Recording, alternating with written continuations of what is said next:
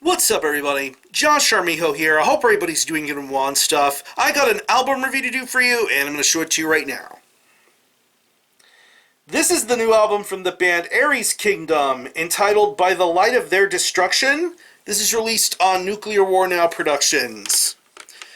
Now, if you're not too familiar with this band, they are based out of Kansas City, Missouri, and the best way to describe the sound of this band would be a very traditional, aggressive, history-themed hybrid of both death metal and thrash metal. Yeah. Without question, one of my favorite bands in extreme metal right now, one of the best death thrash bands of all time, one of the most historically important bands in underground extreme metal, period. Ares Kingdom, I hold in the absolute highest of regards, because this is a band that has a very high pedigree of involvement within underground metal. Of course, half of this band was in Order of Chaos with the great Pete Helmkamp. Of course, that project is an absolutely important piece of death metal history. But of course, half of that, two-thirds of that project went on to join Ares Kingdom. And of course, we have the great body of work that Ares Kingdom has done throughout the years, from their early demo and EP material to a wide multitude of excellent full-lengths, including 2006's Return to Dust, my absolute favorite album of theirs, 2010's Incendiary. And of course, throughout the years, this band has stayed active and consistent in making music, even putting out like an album of covers called Veneration, which I thought was really awesome.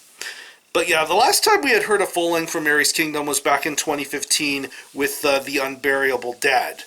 I believe this was the first time we had witnessed Ares Kingdom as a trio, because they were a four-piece for a very long time, but they made a drastic change to just three people. Just Alex Bloom, Mike Miller, and Chuck Keller. And I thought that was a really good album. I think it deserved a little bit more love and attention than I felt it had gotten, but I still think it was very solid. And of course, Ares Kingdom to this very day are still making noise, still making a big deal in putting out music, playing live shows, and of course working on new material.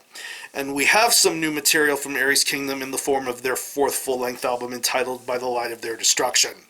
It's 8 tracks, and it clocks in at around 37 minutes in length, and listening to this album many, many times, I definitely feel that this blows away The Unburial Dead with the greatest of ease. Because that was a good album, this is a fucking great album, and Ares Kingdom show and prove why they are one of the most important bands in underground metal, death metal and thrash metal altogether. Just a great, great band, and this album is great too.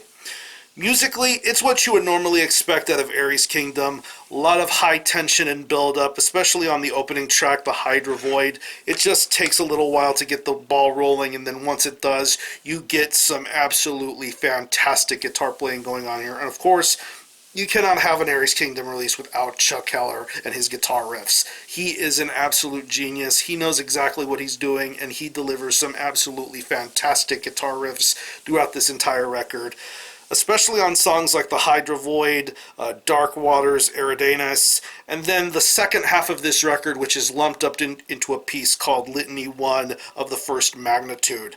It's 4 tracks. It's the second half of this record, but it's told in a very conceptual story sort of piece.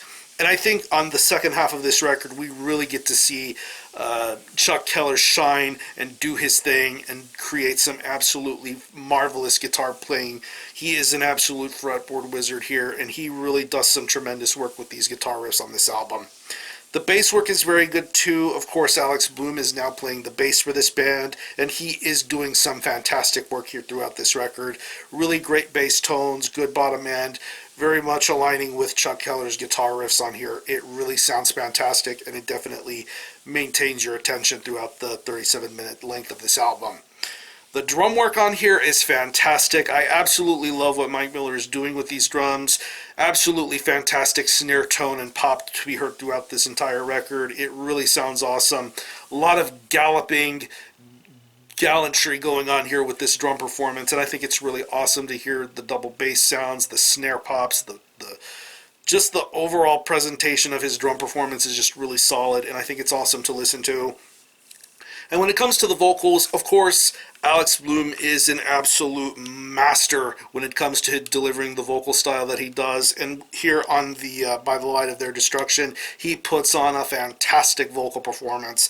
A lot of rage, a lot of anger, a lot of aggression, and done so in his typical sort of rambunctious style here. He is an absolutely fantastic vocalist, and he delivers probably one of his best vocal performances here with Aries Kingdom on this album. It's just really fantastic, especially when it comes to the second half of this album with the whole litany track. It's very, very gutsy, and I really appreciate what Alex Bloom is doing here with his vocal style. So overall, this is a really awesome Aries Kingdom album. I still think Incendiary is the best stuff this band has ever done, but as far as By the Light of Their Destruction, it's getting up there as far as like some of this band's best material. If you're an Aries Kingdom fan, you're going to find something to enjoy here with By the Light of Their Destruction.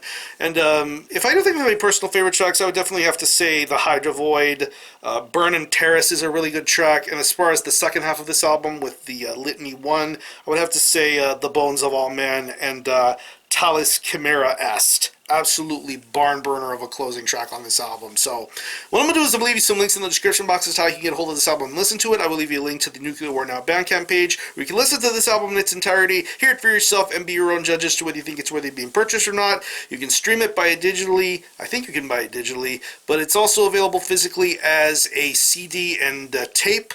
Head Split Records put out the tape version of this album, and of course this is the CD version put out through Nuclear War Now. High quality, really, really great job done here as to be expected. There's also a vinyl version to be soon to come from them, and they just announced that in 2020, July 2020, Aries Kingdom will be playing the latest edition of Destroying Texas Fest in Houston, and that is going to be an absolute thrill to see them play live again. They rule live. They were one of the first big bands I got to see at Destroying Texas Fest many, many years ago, and hopefully I can get to witness them again. So yeah, again, the album is By the Light of Their Destruction by Aries Kingdom. This is released on Nuclear War Now Productions. Definitely check this one out. And for a score, I'm going to give this a very solid 9 out of 10. Definitely one of the best pieces of music Aries Kingdom has put out in quite some time. If you happen to have heard this album, definitely let me know what you think about it and how you feel about it and how you think it compares to previous Aries Kingdom material. Are any of you guys into Aries Kingdom? Definitely let me know. I'm going to conclude this review. Thanks a lot for watching. Thanks for checking out my channel. And until next time, Armijo out.